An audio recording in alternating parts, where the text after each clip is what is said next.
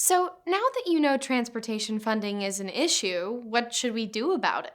Call the road ferry and ask for an advance on our pavement allowance? If you watched our previous episode, you know that there is no road ferry. If you didn't watch it, here's the recap. Our highways are crowded and wearing out. The costs of road building and repair have gone way up, but our funding is not. What do we do? First, let's look at how we pay for transportation now.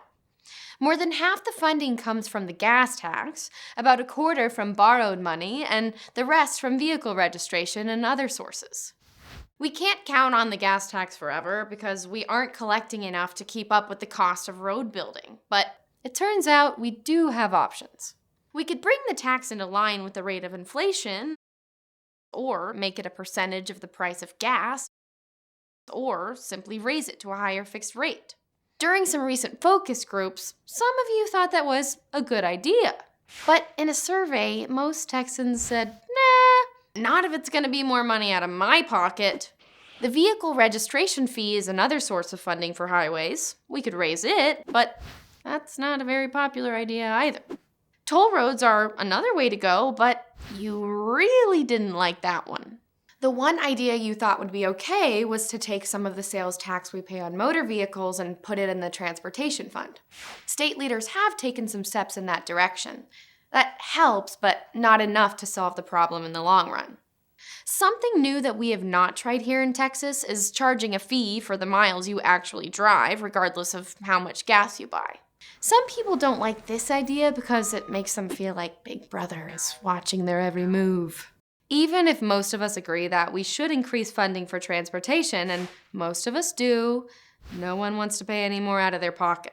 By the way, would you like to know how much you pay now to build and maintain state highways?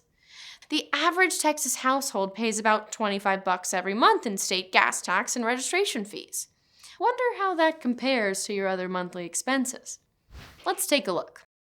Gym membership, $55. Cell phone service, $71. Routine dog care, $86. Wow, dogs are expensive. Vehicle insurance, $93. Cable bundles, $128. Eating out, $209. And utilities, $309.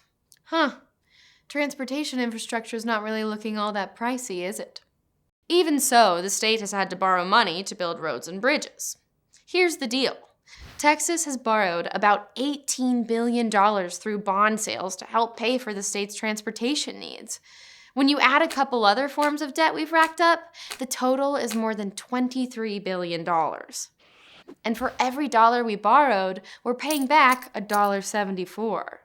So now our credit card is pretty much maxed out, so to speak.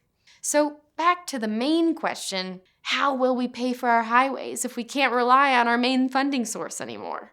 Our credit card is maxed out and no one seems to know how to reach the road ferry.